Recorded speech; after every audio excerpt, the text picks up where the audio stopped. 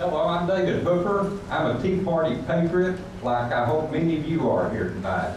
Yeah. It gives me great pleasure to introduce our next speaker, Steve Capp. Steve is well known in this area. He has a very thriving and large insurance business, employs 33 employees.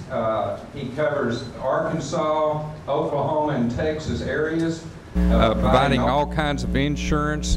And he's here to tell us tonight, because as you're pretty well why you're here is because this proposed health care plan is going to impact every one of us, and Stevie is here to pretty well give the perspective of how insurance is going to be impacted on this.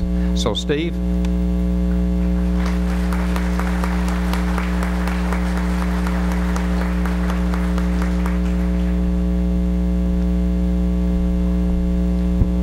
Friday night, date night, and you're here to listen to a couple of doctors and an insurance guy.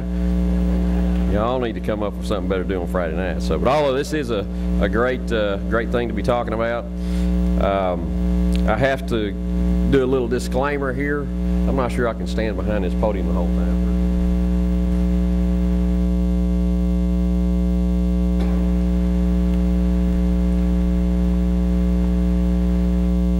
I have to do a little disclaimer because not only am I in the insurance business, I have folks that are physicians in my immediate family. My son-in-law is in residency at Scott & White in Temple, and I have a daughter that's a physical therapist. So I've seen it from both perspectives, from the physician side and also from the insurance side. Now, unlike Dr. Osborne, I've only had one job my entire career.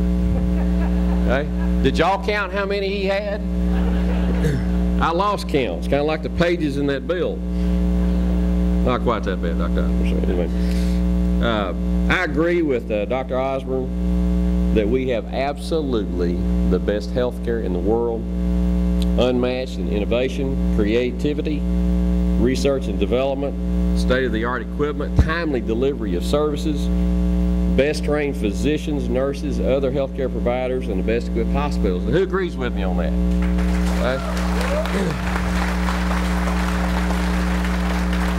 If this bill passes, all of that's going to change, and Dr. Osborne did a great job talking about that. I'm going to try to limit my discussion tonight about how it's going to impact your private insurance coverage. And I need to know how many have read the bill, the House bill, just the House bill. Have we had anybody? Nobody's, just a little bit. Okay, Dr. Osborne has, Dr. Greco's read the whole thing. All right, well, he beat you, Dr. Osborne. Dr. Osborne read everything but 300 pages. All right, now I don't know whether these guys are just slow or they just want to figure out the whole thing. It took me about 30 pages to realize that that's not something that we're going to want. All right, and then I went to the summaries, all these summaries that I've been reading. So, how many of you have individual private health care coverage? Individual coverage, you're not insured through an employer, not Medicare, okay? All right, that's a pretty good bunch. In the bill, you know, they say that you're going to get to keep your present coverage. Now, how many believe that you're going to get to keep your present coverage? Now, we're just talking individual health coverage right now. Okay, no hands up. You're right. Well, actually, you're wrong. Because you will get to keep it for maybe 3 months, 6 months, maybe a year. It's going to end pretty quickly. After the bill is enacted, it will be illegal to sell individual private insurance policies. Right? So you're not going to get to go buy a Blue Cross policy or Aetna policy, United Healthcare, whatever it is. It will be illegal under the bill for you to buy an individual health care policy. Now, is that hard to imagine?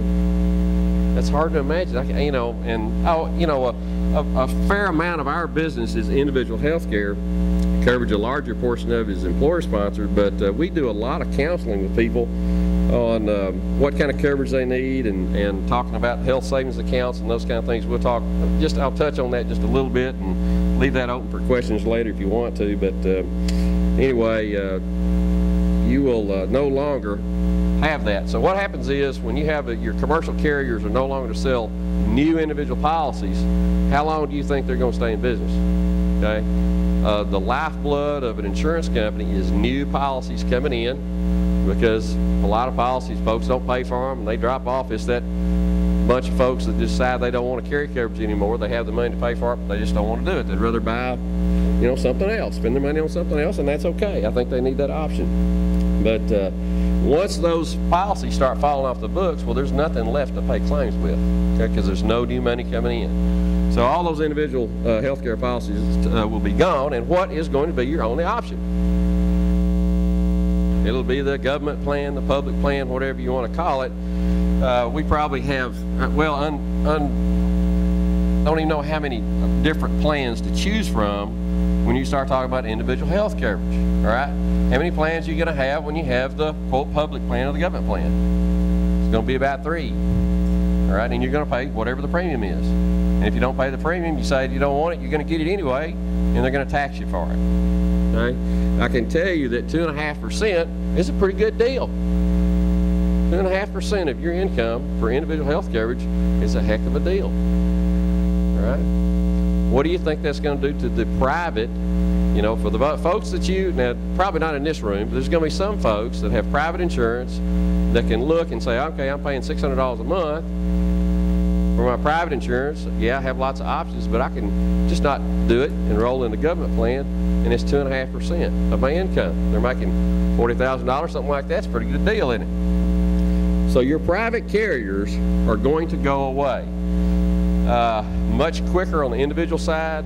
You know, I would figure 12 months, might get 18 months. In the bill, if there's any change made to your individual policy, then you can't do it. Okay, you have to terminate that policy and go into the government plan, and that's in the bill, in the House bill. Understand, none of this is passed, all right? But as proposed, that's how it is. All right, how many of you are covered under group coverage, employer-sponsored coverage? Hey, a bunch of folks. It's estimated that 120 million people that are covered under group coverage right now will migrate to the group plan. I mean, to the public plan. Okay, why? Because it's going to be about 40% cheaper than you can buy on the street. Employers are going to look at that. Employers that are already stretched are going to look at that and go, you know, I can trim 40% out of my benefit cost and go to the government plan. And so what you're going to have, and this is a bipartisan group that estimated this, 120 million of folks that are covered under current employer plans will move to the public plan. That's going to leave only about 50 million insured under private plans. Now, what do you think that's going to do to the private insurance carriers? Okay? It's going to pretty well put them out of business, what it'll do. Now, that probably will take longer than 12 months or 18 months. I'm going to pay more. I'll pay more. I'm in the insurance business, and that makes sense, but I'm still going to pay more to stay on a private plan